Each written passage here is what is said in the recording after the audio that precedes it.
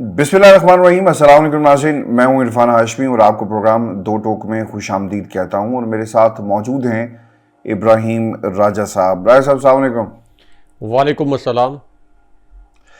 राजा साहब, तीन खबरें हैं जिस पर हम तफसील से बात करेंगे। पावर हाउस अडयाला जेल अब पूरी तरह बन गया है और कंट्रोल रूम एक तरह का कायम किया गया है अडयाला जेल पावर हाउस के अंदर।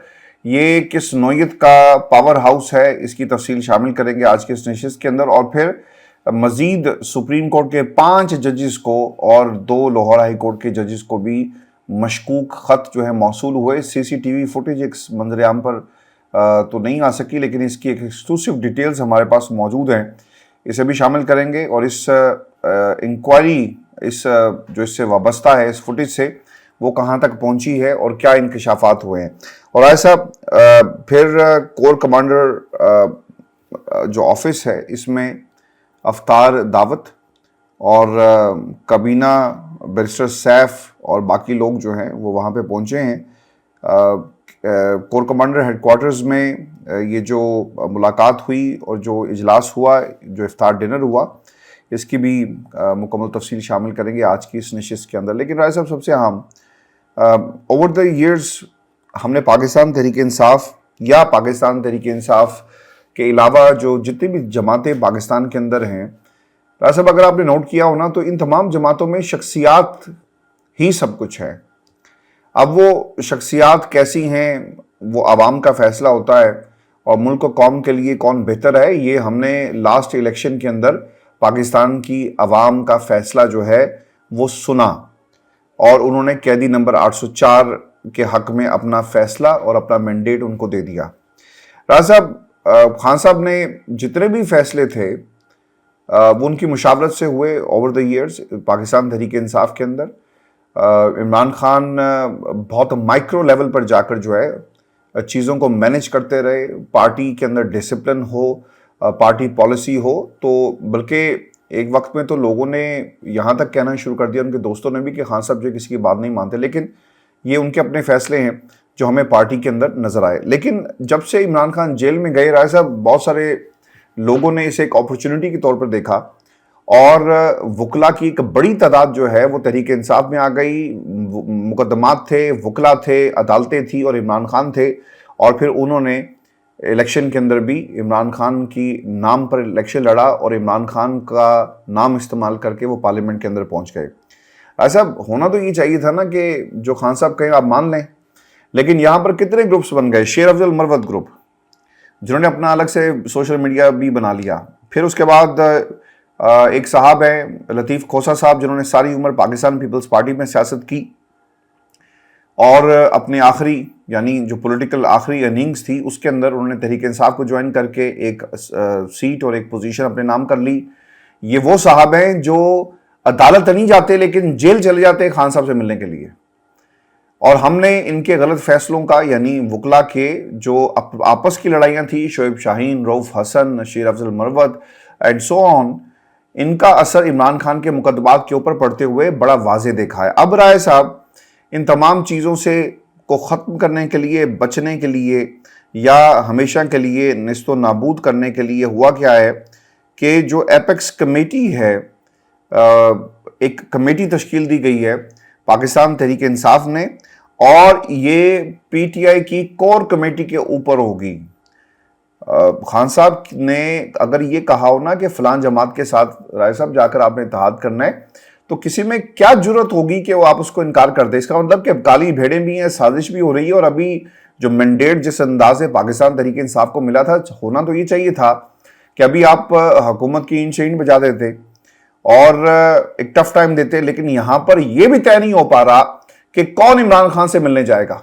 आपने पाकिस्तान तहरीक इंसाफ के प्लेटफॉर्म को किस तरह से लोगों की फलाह के लिए इस्तेमाल करना है, पॉलिटिकल वेलफेयर के लिए इस्तेमाल करना है, ये तो आउट ऑफ क्वेश्चन हो गया राय साहब। अब ये एपेक्स कमेटी बना दी गई है। अली अमीन गंडापुर है, असद कैसर हैं, शेर अफजल मरवत है, बैरिस्टर गोहन है, खालिद खुर्शीद और नबास, हमाद अजहर, शिबली फराज, हाफिज फरत, उमर यूब, इन लोगों को शामिल किया गया। आपको पता राय साहब पंजाब में इस वक्त क्या हो रहा है?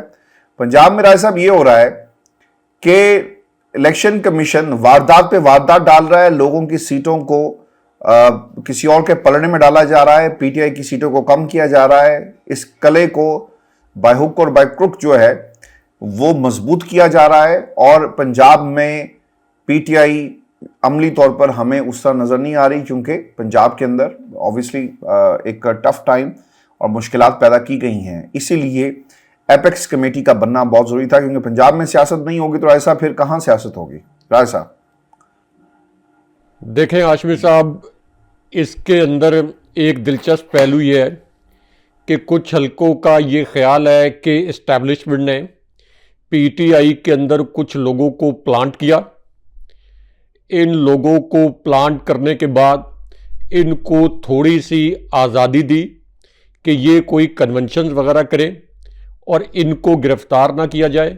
लेकिन पीटीआई में इमरान खान साहब के जो नज़रियाती तौर पर वफादार लोग हैं उनको किसी किस्म का ना कन्वेंशन करने दिया जाए, ना कोई जलसा करने दिया जाए, और अगर वो कोई कॉर्नर मीटिंग भी करें तो उन्हें गिरफ्तार कर लिया जाए।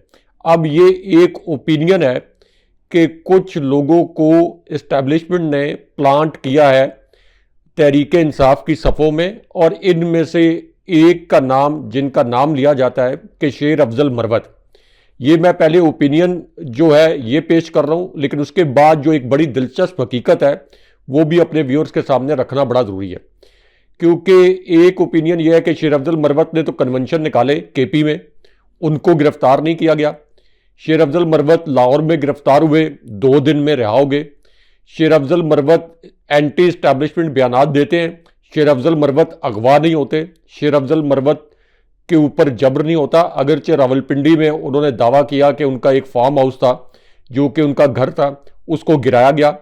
लेकिन पीटीआई का कोई और रहनुमा जैसे मियां असलम इकबाल, हम्माद अजहर, ये अगर कोई ट्वीट भी कर दें तो फिर बात अगवा तक जा पहुंचती है, खवातीन को हिरासा करने तक जा पहुंचती है। लेकिन हाशमी साहब, इसके अंदर जो दिलचस्प पहलू जो मैं ये कह रहा हूं कि वो क्या है, मिसाल के तौर पर ये मफरूज़ा अगर मान लिया जाए कि शेर अफजल मरवत को या कुछ और लोगों को इस्टेब्लिशमेंट ने प्लांट किया है, तो तहरीक इंसाफ को इसका फ़ायदा एक ख़ास हिकमत अमली के तहत हुआ है। वो ये कि शेर अफजल मरवत या मुबैना तौर पर इस्टेब्लिशमेंट के प्लांट करदा जो शख्सियात है उनको जलसे करने की तो इजाज़त दी जा रही है, उनको एक क्रिज्मेटिक पर्सनैलिटी बनाने की एक नाकाम तो कोशिश की जा रही है कि इमरान खान साहब की जगह इनको केपी का लीडर बना दिया जाए। लेकिन पीटीआई इस पूरी सूरत हाल में अगर इस मफरूज़े को सामने रखा जाए तो फ़ायदा ये उठा सकती है कि ये जो जलसे हों शेर अफजल मरवत के या जो भी मुबैना तौर पर इस्टेब्लिशमेंट के प्लांट करदा बंदे, यहाँ पर पीटीआई की फुल प्रेजेंस हो, पीटीआई के झंडे हों, इमरान खान साहब के नारे हों, इमरान खान साहब के बैनर हों, इमरान खान साहब की तस्वीरें हों, और जो पूरा माहौल है, जो इन्वायरमेंट है, वो इमरान खान साहब और तहरीक इंसाफ पर, उन पर मबनी मुहित और सारा फोकस उस पर हो। तो पीटीआई के लिए तो ये विन विन सिचुएशन है, क्योंकि वैसे तो पीटीआई को जलसा या कन्वेंशन नहीं करने दिया जा रहा। अब इसके अंदर एक सवाल जो आप ज़रूर मुझसे पूछेंगे और बहुत से व्यूअर्स की नज़र में भी गुजर रहा होगा कि शेर अफजल मरवत अगर इस तरह के जलसे करें और इस्टेब्लिशमेंट उनको बड़े बड़े जलसे करने की इजाज़त दी जाए तो क्या शेर अफजल मरवत को इतने बड़े लीडर बन जाएंगे कि इमरान खान साहब की जगह ले लेंगे? तो इसका जवाब 2 मिसालों में हाजिर है। पहली मिसाल तो सबसे बड़ी मिसाल जो पाकिस्तान के अंदर शायद इससे पहले कभी सामने नहीं आई। परवेज खट्टक के मुतल्लिक पूरा केपी जानता है कि परवेज खट्टक एक ज़बरदस्त सियासी मुंतजिम थे। परवेज खट्टक के मुतल्लिक पूरा केपी जानता है कि उनकी एक बहुत बड़ी सियासी लॉबिंग थी, एक बहुत बड़ा सियासी धड़ा था। परवेज खट्टक ने इमरान खान साहब से अलहदगी अख्तियार की, इमरान खान साहब को दगा दिया, हालांकि मजबूरी में दगा दिया, लेकिन उसके बावजूद आप देखें कि परवेज खट्टक अपनी दोनों नशिस्तें हार गए, निशाने इबरत बन गए, निशाने यानी उनको अगवा तो किया गया, जबर के तहत किया गया। यानी नहीं, दगा तो राय साहब दगा होता है, मजबूरी में दगा तो नहीं होता। ठीक कह रहे हैं आप, ठीक कह रहे हैं, ज्यादा मुनासिब अल्फाज हैं आपके, ठीक कह रहे हैं आप। तो परवेज खट्टक जो है वो निशाने इबरत बन गए। जहांगीर तरीन कितने बड़े एक सियासी बुर्ज थे, वो सियासी बुर्ज उलट कर रह गया।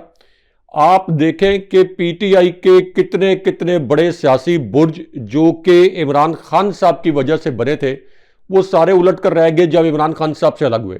तो शेर अफजल मरवत के जलसों से पीटीआई और इमरान खान साहब की जो इस वक्त एक्टिविटी नहीं करने दी जा रही, वो एक्टिविटी तो होगी, और शेर अफजल मरवत कभी भी किसी भी सूरत इमरान खान साहब की जगह नहीं ले सकते। और इसी तरह कुछ लोग बैरिस्टर गौर के मुतल्लिक भी कहते हैं कि बैरिस्टर गौर भी चूंकि बड़ी माइल्ड किस्म की सियासत करते हैं, बहुत ही मोतदल किस्म की सियासत, एंटी एस्टैब्लिशमेंट बयानात नहीं देते। मैं एक बात आपके सामने ना, एक चीज हमें जरूर इसका जायजा लेना चाहिए। हमने बैरिस्टर गौर का सिर्फ एक डाकी का काम देखा रहा है साहब, कोई था नहीं। बैरिस्टर गौर साहब थे, मुकदमात की हद तक बैरिस्टर गौर कहाँ पर है मुझे नहीं पता, मैं इससे बिल्कुल ऑब्लिवियस हूँ कि कोई उन्होंने मुकदमा इमरान खान के लिए जीता हो। वकला के लेवल पर भी देखा जाए तो मुझे कुछ नज़र नहीं आया। मैं उनके खिलाफ कोई यहाँ पर बैठकर महास क्रिएट नहीं कर रहा या लॉबिंग नहीं उनके खिलाफ कर रहा, लेकिन अगर आप एनालाइज कर लें, बैरिस्टर गौहर एक ऐसी शख्सियत आई यानी पॉलिटिकली जिनकी एक्सेप्टेंस होना बहुत ज़रूरी था। आपने अगर गौर किया हो ना तो ये एपेक्स कमेटी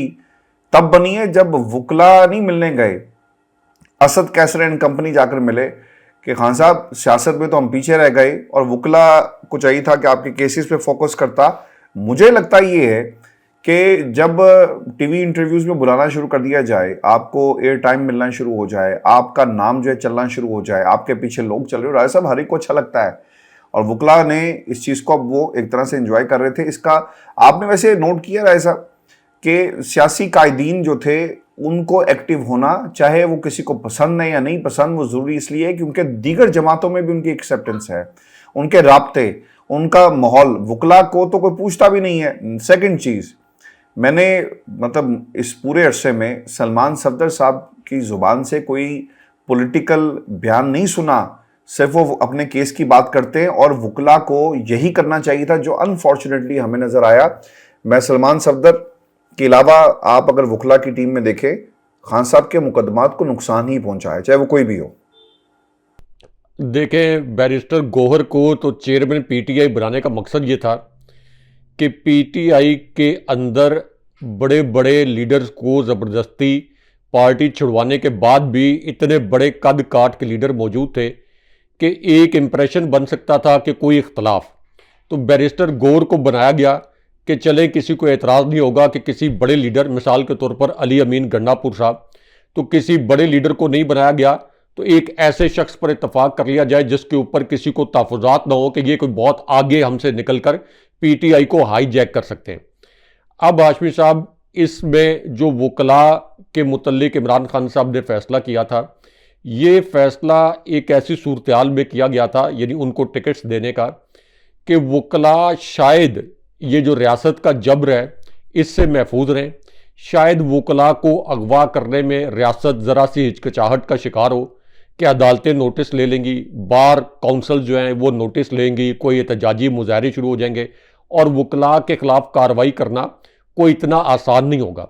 तो इस हिकमत अमली के तहत ये जो वकला हैं इनको सियासी टीम में भी शामिल किया गया था। लेकिन अब चूंकि एक तरफ वकला ने अपने जो केसेस हैं इमरान खान साहब के, ये तो लड़े, लेकिन जब आपकी रियासत ने ये तय कर लिया है, खुद अब तो राना सनाउल्लाह ये कन्फेशन भी कर रहे हैं कि इमरान खान साहब को एक हफ्ते में 3 सज़ाएं सुनाई गई, तो हमें पता था कि ये सज़ाएं खड़ी नहीं रह सकती अदालत में।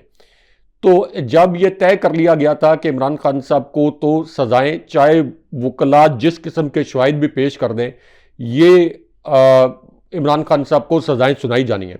तो इसका मतलब यह है कि उनको पॉलिटिकल फ्रंट पे लाने का जो इमरान खान साहब का फैसला था वो उस हद तक तो दुरुस्त था, लेकिन इसके अंदर आपकी बात इसलिए भी दुरुस्त है, जो आपका एक जाविया है, कि कुछ वकला ऐसे हैं जिनका फोकस इमरान खान साहब के मुकदमात से ज़्यादा अपनी नशिस्तों पर और अपने इलेक्शन पर रहा। इलेक्शन तक तो चले ये ठीक था, लेकिन अब जब वो इलेक्शन जीत चुके हैं, मिसाल के तौर पर लतीफ़ खोसा इलेक्शन जीत चुके हैं, एमएनए बन चुके हैं, इसी तरह इंतज़ार पंजोता जिन्होंने एमपीए का इलेक्शन लड़ा, अब वो इलेक्शन अगरचे हार गए, उनको धांधली के जरिए हरवाया गया, उनका फोकस तो है इमरान खान साहब के केसेस पर, इंतज़ार हुसैन पंजोता का भी। लेकिन कुछ लोग ऐसे हैं जिनका फोकस अभी भी सियासत पर ज़्यादा है, और इमरान खान साहब के केसेस पर कम है। अगरचे इसमें यह नहीं कहा जा सकता कि उनका फोकस कम होने की वजह से इमरान खान साहब को इंसाफ नहीं मिला। अब जो एपेक्स कमेटी बनी है, इसकी जो फॉर्मेशन है, इसको जरा गौर से अगर देखें हाशमी साहब, ये जो नाम आपने पढ़े हैं, तो इसकी फॉर्मेशन बड़ी ज़बरदस्त है और इसके अंदर एक खास पहलू जो है ना वो बड़ा नुमाया नजर आता है। और वो पहलू ये है कि इस एपेक्स कमेटी के अंदर ज़्यादातर वो लोग शामिल किए गए हैं जो कि हॉक्स हैं, जो कि पीटीआई के हार्ड कोर रहनुमा समझे जाते हैं।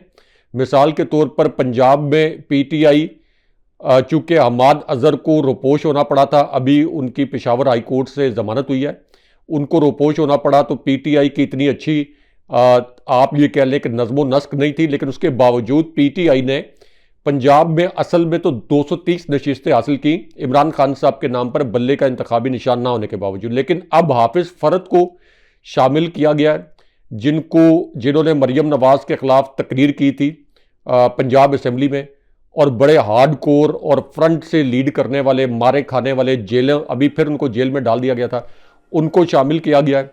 हमाद अजहर, इसी तरह शेर अफजल मरवत को अगरचे इस एपेक्स कमेटी में शामिल किया गया है। अगेन इसके अंदर एक लॉजिक ये भी है कि अगर शेर अफजल मरवत डुअल गेम कर भी रहे हैं, मेरे पास कोई शवाहिद नहीं है कि वो इस तरह की डुअल गेम कर रहे हैं, किसी किस्म की शवाहिद नहीं, मैं एक मफरूज़े पे बात कर रहा हूँ, तो तब भी पीटीआई का इसमें फ़ायदा ही है, इसमें कोई नुकसान नहीं है। लेकिन उनको डिसिप्लिन का पाबंद बनाना ज़रूरी है। ये जो पीटीआई की सोशल मीडिया टीम के साथ उन्होंने अपना एक महाज बनाया, और उसके बाद पीटीआई की कोर कमेटी के अंदर से भी उनके खिलाफ आवाज़ें उठती रहती हैं।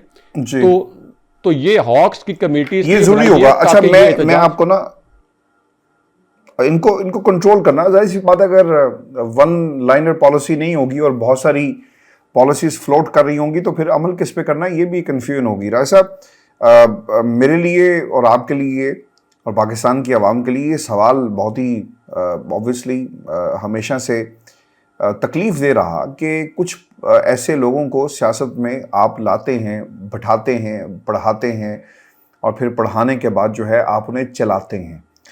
तो कुछ पार्टीज़ भी बनी माजी में, पाक सरज़मीन पार्टी कैसे बनी, हकीकी ये जो आपकी एमक्यूएम हकीकी है, एमक्यूएम पाकिस्तान, और फिर दीगर जमातें, और इस्तेहकाम पाकिस्तान रिसेंट पास्ट की एग्जाम्पल है।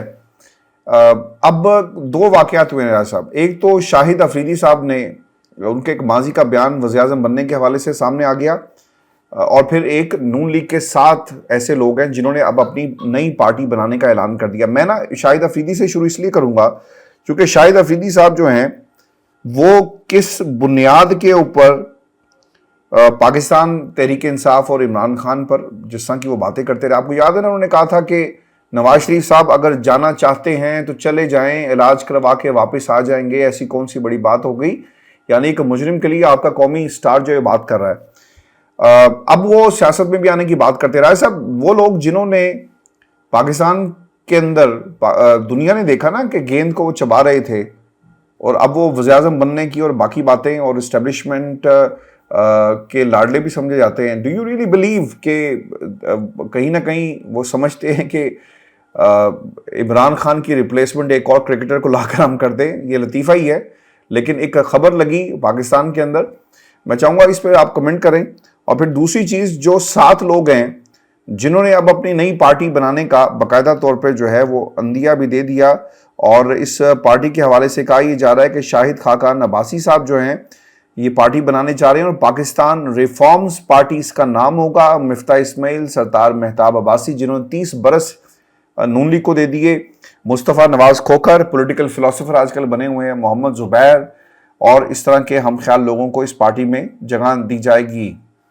डू यू रियली बिलीव राय साहब कि ये दोनों जो खबरें हैं ये आपको परवान चढ़ती हुई नज़र आ रही हैं, पाकिस्तान रिफॉर्म्स पार्टी और फिर शाहिद अफरीदी एक नया प्रोजेक्ट? देखें हाशमी साहब, शाहिद अफरीदी के मुतल्लिक तो एक दिलचस्प पहलू ये है कि इस्टेब्लिशमेंट ने जब मुस्तफ़ा कमाल को मैदान में उतारा था एमक्यूएम के ख़िलाफ़, एमक्यूएम के ख़िलाफ़ जब मैदान में उतारा तो उस वक्त मुस्तफ़ा कमाल हर निजी ब्रीफिंग में, हर निजी महफिल में ये कहते थे कि इस्टेब्लिशमेंट ने मुझे वज़ीर आला सिंध बनाने का तैयार कर लिया है और आप देखेंगे कि लोग किस तरह से मुझे वोट डालेंगे और मैं वज़ीर आला सिंध बनूंगा। लेकिन उसके बाद नौबत ये आई कि उनके लिए अपनी नशिस्तें भी बचाना मुश्किल हो गई, इस्टेब्लिशमेंट नाकाम हो गई उनको कोई पजीराई दिलवाने में, और चारों नाचार उनको MQM पाकिस्तान में नाक रगड़ कर और अपने पिछले जो बयानात हैं वो वापस लेकर माफ़ी तलाफ़ी करके MQM पाकिस्तान में शामिल होना पड़ा। जहांगीर तरीन से भी इसी तरह का वादा किया गया था, परवेज़ खटक से भी वादा किया गया था। तो ये जब इतने बड़े बड़े बुर्ज नाकाम हो गए, ख़ास तौर पर नवाज शरीफ हाशमी साहब, पिछले 3 साल से मुसलसल ये गर्दान हम सुन रहे थे कि नवाज शरीफ नून लीग का फतह का कार्ड है और नवाज शरीफ वापस आएंगे तो एक नून लीग में नई जान पड़ जाएगी। तो नवाज शरीफ जो कि बहरहाल 3 मरतबा प्राइम मिनिस्टर रहे और 90 की दिहाई में अगरचे वो इस्टेब्लिशमेंट की मदद से इक़्तिदार में आते रहे, लेकिन बहरहाल ये नहीं कह सकते कि 90 की दिहाई में उनकी कोई बिल्कुल मकबूलियत नहीं थी। समहाउ पंजाब में नून लीग की पेनिट्रेशन थी। तो नवाज शरीफ अगर अपनी दोनों नशिस्तें हार गए, ऑपोजिशन यानी इमरान खान साहब की ऑपोजिशन के सबसे बड़े लीडर तो नवाज शरीफ ही कहलाए जाते थे, वो अपनी दोनों नशिस्तें नहीं जीत सके इमरान खान साहब के मुकाबले में, जब उनके पास इंतखाबी निशान भी नहीं था, उनको जेल में भी डाला हुआ था, उनकी पूरी क़यादत को भी जेल में डाला हुआ था। तो ये शायद आफरीदी जो हैं ये कहाँ इमरान खान साहब का मुकाबला कर सकते हैं या उनका जो करिश्मा है या लोगों के दिलों में उनकी जगह है उसको तोड़ सकते हैं। अब शाहिद आफरीदी को पाकिस्तान में एक बहुत बड़ा कौमी स्टार माना जाता था और एक कौमी स्टार से, एक नेशनल स्टार से तवक्को ये होती है, क्योंकि लोग जब उससे मोहब्बत करते हैं तो लोग उतनी ही शिद्दत से रिएक्शन भी देते हैं। तो तवक्को ये होती है कि जो अगर वो इमरान खान साहब के मुतल्लिक बात कर रहे हैं या इंसानी हकूक़ के मुतल्लिक बात कर रहे हैं, तो जो इस मुल्क के अंदर बदतरीन इंसानी हकूक़ की खिलाफ वर्जियाँ हुई हैं, बदतरीन पिछले 2 साल के अंदर, उस पर शाहिद आफरीदी ने एक लफ्ज़ नहीं बोला। जो पिछले 2 साल में PTI के साथ और आम लोगों के साथ हुआ है उस पर उन्होंने एक लफ्ज़ नहीं बोला। रजीम चेंज ऑपरेशन पर एक लफ्ज़ नहीं बोला।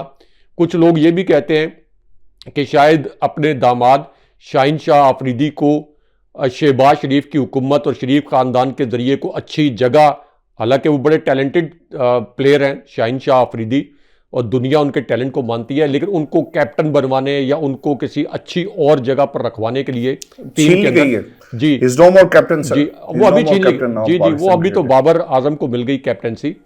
तो इस वजह से भी वो इस किस्म के बयानात दे रहे थे। लेकिन शायद आफरीदी को खुद ये एक कौमी स्टार के तौर पर सोचना चाहिए था कि क्या उनके ये बयानात जो हैं ये मौजूदा हालात में जस्टिफाइड हैं, और दूसरा शायद आफरीदी का इमरान खान साहब के साथ कोई कंपैरिजन नहीं है, कोई मुवाजना ही नहीं है। यानी इमरान खान साहब का इंटरनेशनल करिश्मा, इमरान खान साहब का विजन, इमरान खान साहब की पॉपुलैरिटी, इमरान खान साहब की 26 साल की जिद्दोजहद उनके जेल में जाने से पहले मुकम्मल हो चुकी थी। अब तो 27 साल हो गए हैं हाशमी साहब। तो कहाँ 27 साल की इमरान खान साहब की स्ट्रगल, कहाँ शौकत खानम हॉस्पिटल, नम्मल हॉस्पिटल, इमरान खान साहब ने गली गली मोहल्ले में जाकर जो बेदारी की लहर पैदा की, 2 मरतबा कातलाना हमला हो गया। तो शाहिद आफरीदी का जो लोग मवाजना भी कर रहे हैं ये मवाजना भी नहीं बनता। और शाहिद आफरीदी अगर इमरान खान साहब के किसी टिकट होल्डर के खिलाफ किसी यूनियन काउंसिल में खड़े हो जाएं तो आज मेरे से ये लिखवा ले, लिखवा ले, वो यूनियन काउंसिल नहीं जी सकते। अगर उधर PTI को कोई अननोन उम्मीदवार है तो यूनियन काउंसिल नहीं जी सकते। बिल्कुल ठीक है। ये जो 7 राय सब 7 बागी हैं जिनके नाम मैंने रखे आपके सामने, लगता है कि ये कोई पार्टी बनाकर कोई इनकलाब ले आएंगे राय साहब, एक और पार्टी? देखें आशफी साहब, एक तो शाहिद खाकान अब्बासी, अगरचे शाहिद खाकान अब्बासी शरीफ ख़ानदान के हमायती रहे, बहुत अरसे तक लांडी जेल भी काटी इन्होंने, लेकिन इनके मुतल्लिक एक तासुर है कि ये निस्बतन नून लीग के अंदर निस्बतन कुछ बेहतर सियासतदान थे।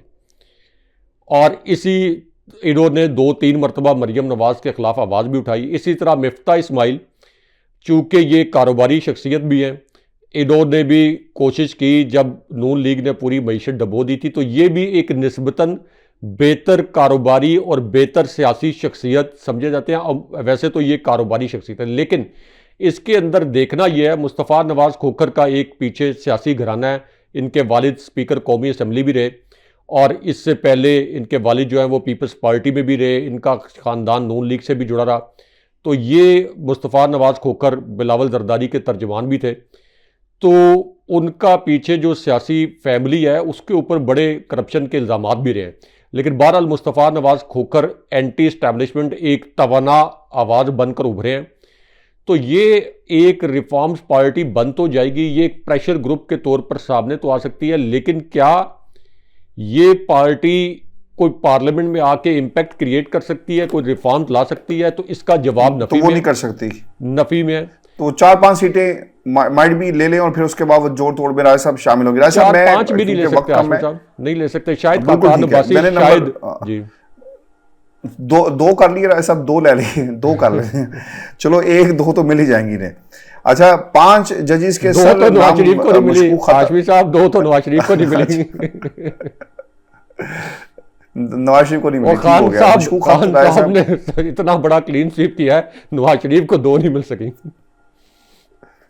हाँ, वो अभी भी वहां पे इंजीनियरिंग जो वो हो रही है, रिवर्स इंजीनियरिंग हो रही है कि जीतने के बाद आपने वो सलमान अकरम राजा तो, सॉरी मुझे सलमान अकरम राजा के मुतल्लिक एक ब्रेकिंग न्यूज, ये पिल्ड एक्ट के जो सरबराह हैं, ये इनके मुतल्लिक ये आम तौर पर एक तासुर है कि ये नून लीग के हक में तज्जिए करते हैं। तासुर है, मेरा नहीं कुछ हल्कों का। अब इन्होंने भी कह दिया है कि सलमान अकरम राजा के हल्के का फॉर्म 45 का ऑडिट किया गया है और 45,000 वोट से वो जीते हैं और 56,000 वोट उनके गिनती में लाए नहीं गए। उन्होंने कह दिया सलमान अकरम राजा भी अपनी नशिस्त जो है ये असल में जीते हैं, जिनको जबरी तौर पर हराया गया था। जी बिल्कुल ठीक है। अब ये जो खतूत के जरिए पाकिस्तान की अदलिया को हराने की जो कोशिश की जा रही है राय साहब, मजीद ख़त 5 जजेस को मिल गए हैं और ये खतूत मिले हैं इस सुप्रीम कोर्ट ऑफ पाकिस्तान के, जिनमें मुनीब अख्तर हैं, जस्टिस मोहम्मद अली मजहर, जस्टिस हसन असर रिजवी, जस्टिस इरफान सादत खान, जस्टिस आयशा मलिक। मशकूक ख़त हैं और मशकूक खतूत CTD हुकाम के हवाले कर दिए गए। इससे पहले जस्टिस मंसूर अतर मिल्ला, जस्टिस जमाल, जस्टिस अमीनुद्दीन और जस्टिस मोहम्मद अली मजहर को ख़त मिले थे। आर्सेनिक जी मिकदार 10% पाई गई है। और फिर लाहौर के अली बाकर नचवी और फिर chief justice Lahore high court को भी खतूत ही राय साहब ये मिल गए हैं। राय साहब, ये आपको क्या लगता है, ये स्मोक स्क्रीन है, कुछ और हो रहा है पसे पर्दा, या फिर हमें इस मुल्क के अंदर एक और वकला तहरीक नज़र आ रही है, जजेस को धमकाना इतने बड़े मैस लेवल के ऊपर?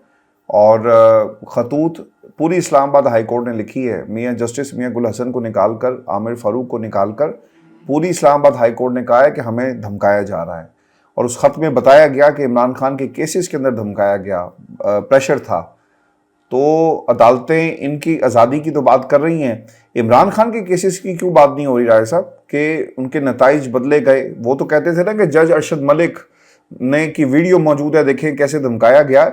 यहाँ पर तो 6 जजेस, हाजिर सर्विस जजेस ने ख़त लिख दिया। और मैं उस दिन ये सोच रहा था कि अगर इमरान खान के मुकदमा जिनका हवाला दिया गया, एक मुकदमे का उस खत के अंदर दबाव था, तो राय साहब फिर वो केसेस जिनमें मरियम को और नवाज शरीफ को रिहाई मिली या माफ़ किए गए इनके केसेस, तो उसमें भी तो दबाव होगा, वो भी क्या रिवर्स होंगे? और उसकी बात कोई क्यों नहीं करता? हाशमी साहब, ख़त तो सिर्फ एक ही असली है। जो असली ख़त है वो ख़त वही है जो कि इस्लामाबाद हाई कोर्ट के 6 जजेस ने लिखा।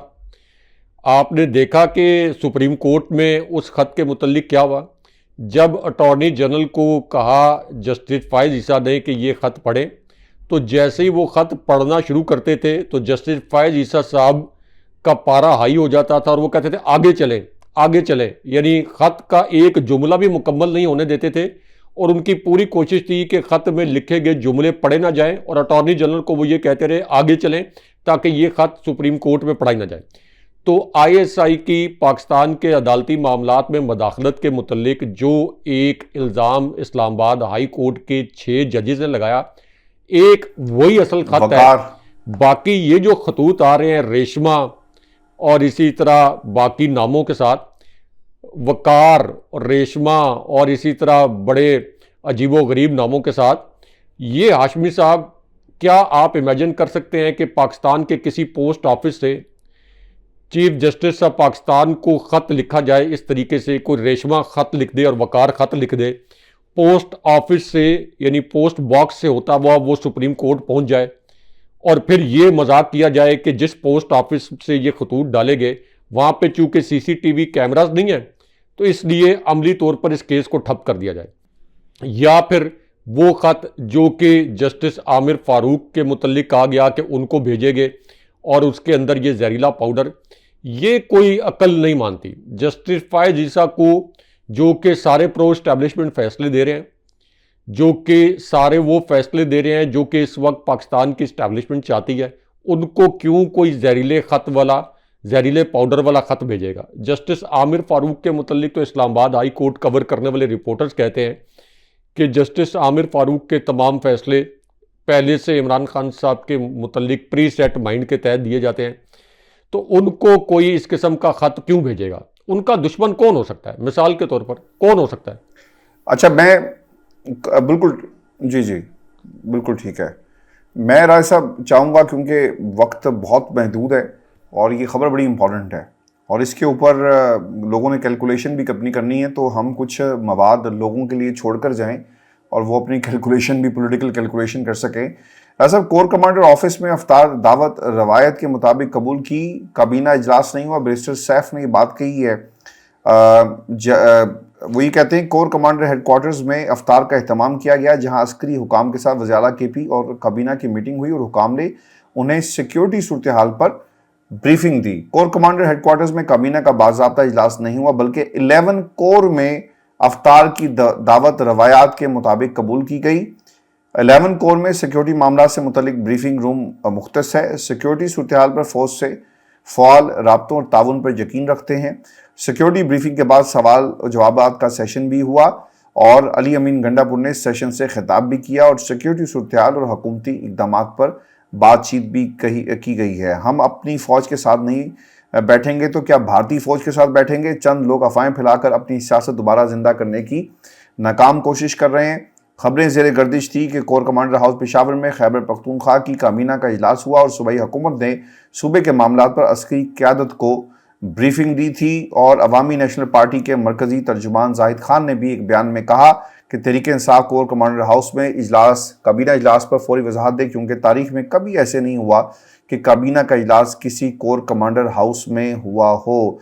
अब ये अवामी नेशनल पार्टी वालों ने तो खैर ये बात करनी थी, बट राय साहब एक अच्छा जेस्चर है। सूबा केपी हमारा है, फौज हमारी है, कोर कमांडर कोर जो हेडक्वार्टर है वो भी हमारा है, 11 कोर भी हमारी है, तो क्या तो वो ठीक रहें। वहाँ पर ब्रीफिंग नहीं दी जाएगी तो फिर कहाँ दी जाएगी? क्योंकि केपी सेंसिटिव है। दहशतगर्दी, बहुत सारे जवान शहीद हुए और फिर जो बॉर्डर से दहशतगर्दी आ रही है और इलेक्शन हमें याद रखने चाहिए जब भी होते हैं हमसाया मुल्क के अंदर, तो इसका एक इम्पैक्ट पाकिस्तान में ज़रूर दहशतगर्दी के ज़रिए देखा जाता है और एक्टिव हो जाते हैं ऐसे लोग। राय साहब देखिए आशफी साहब, 11 कोर यानी पेशावर कोर, यहाँ केपी के अंदर चीफ एग्जीक्यूटिव कौन है? चीफ एग्जीक्यूटिव हैं वज़ीर आला। कोई भी वज़ीर आला हो वो चीफ एग्जीक्यूटिव होता है, और कोई भी कोर कमांडर हो, कोई भी आईजी हो, कोई भी इंतज़ामी सरबरा हो, वो चीफ एग्जीक्यूटिव के नीचे ही काम करेगा। यानी जो चीफ एग्जीक्यूटिव हदायत देगा उसको वो हदायत पूरी करनी पड़ेंगी। अब चूँकि केपी में साबिक फाटा भी शामिल है और अफ़गानिस्तान की सरहद पार करके दहशतगर्द केपी में और पाकिस्तान के दीगर हिस्सों में दहशतगर्दी भी कर रहे हैं, तो इसमें क्या मुमानियत है कि कोर कमांडर हाउस में यानी 11 कोर में जाकर अगर वहाँ कोई इजलास हुआ है, इससे पहले एपेक्स कमेटी के कितने इजलास जो हैं वो केपी में भी यानी पेशावर में भी, लाहौर में भी, जहाँ इससे पहले हमजा शहबाज की जाली हुकूमत रही, वहाँ भी कोर कमांडर हाउस में जाके एपेक्स कमेटियों के इजलास होते रहे हैं। एपेक्स कमेटी का जो इजलास है ये GHQ में भी होता रहा है और प्राइम मिनिस्टर हाउस में भी होता रहा है, तो इसलिए ये इसमें कोई मुमानियत नहीं है। यहाँ पे दोनों यानी जो एक ब्रीफिंग जिसका नाम दिया गया, ये एक ज़ाहिर है कि एक मुबासा, एक मशावरती अमल भी था। तो इसके ऊपर असल में आग लगी हुई है कुछ नून लीग के करीबी सहाफ़ियों को, और इसी तरह कुछ ऐसे लोगों को जो नून लीग के बड़े करीब समझे जाते हैं। उनका ख्याल है कि ऐसा ना हो कि इस तरह के जो एक मुश्तरका फोरम्स हैं उनसे पीटीआई और फौज, जिनके दरमियान शरीफ ख़ानदान ने भी बड़ा इख्तलाफात पैदा करने की कोशिश की, तो ये इख्तलाफात कहीं कम ना हो जाए। तो पीटीआई ने जो इकदाम किया ये बिल्कुल ठीक इकदाम किया, बिल्कुल ठीक है, इसको वजाहत देने की जरूरत नहीं है। कोई ज़रूरत नहीं है। व्यूअर्स, ये शो था आज का दो टोक। अपने कमेंट्स भेजें, चैनल को जरूर सब्सक्राइब करें। मुझे और इब्राहिम राजा साहब को इजाज़त दीजिए। अल्लाह ने के बाद। अल्लाह ने के बाद।